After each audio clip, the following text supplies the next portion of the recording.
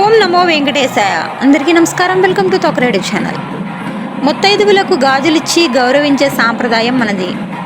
పెళ్లి పేరంటాలలో, అమ్మవారి పూజల్లో పసుపు కుంకుమలతో పాటు గాజులను కూడా ఇచ్చి ముత్తైదువులను గౌరవించడం మన సాంప్రదాయం. పుట్టింటి వారు ఇచ్చే గాజులకు ఎంతో విలువ ఇస్తుంది భారతీయ మహిళ. ఇలా స్త్రీ జీవితంలో గాజులు ప్రత్యేక స్థానాన్ని సంపాదించుకున్నాయి. స్త్రీకి గాజులు అందము, ఆరోగ్యమే కాదు, అనేక విలువలతో కూడిన జాగ్రత్తలను నేర్పిస్తుంది.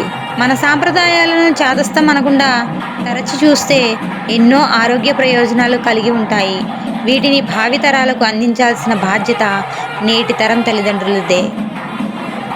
మన అనపర్తి గ్రామం శేషగిరిరావుపేటలోని శ్రీ కళ్యాణ వెంకటేశ్వర స్వామి వారి దివ్య కళ్యాణ మహోత్సవంలో ఆలయ అర్చకులు బ్రహ్మశ్రీ ఈశ్వర శర్మ గారి ఆధ్వర్యంలో జరుగుతున్న కళ్యాణ ఘట్టాలలోని రెండవ రోజు ఘట్టం స్వామి మరియు అమ్మవార్లను పెండ్లు కుమారుని పెండ్లు కుమార్తెలను చేయుట.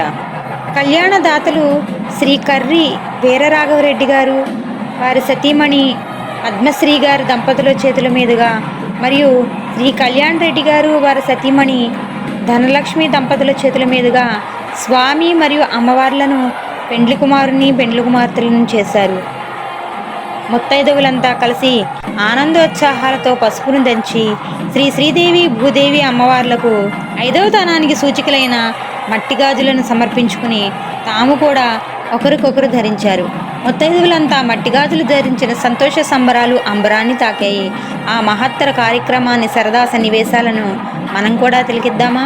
ఆ కళ్యాణ వెంకటేశ్వర స్వామి వారి అనుగ్రహం అందరికీ కలగాలని ఆశిస్తూ మీ తోకరేడు ఛానల్.